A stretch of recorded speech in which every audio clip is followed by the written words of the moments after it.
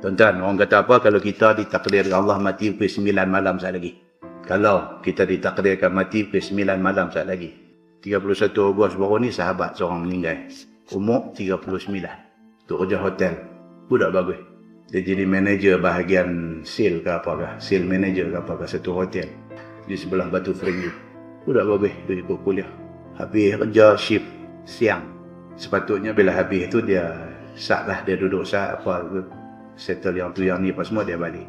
Tengok tak balik. Duduk di bangku. Kawan-kawan pun dia duduk abang. Sebelum tu dia letih. Awak letih atau dia kata hari ni awak letih atau tengok sampai pukul 11 duduk bangku tu lagi. 11 malam. Habis kerja pukul 5 lebih. 11 malam tak pernah dia buat lagu ni.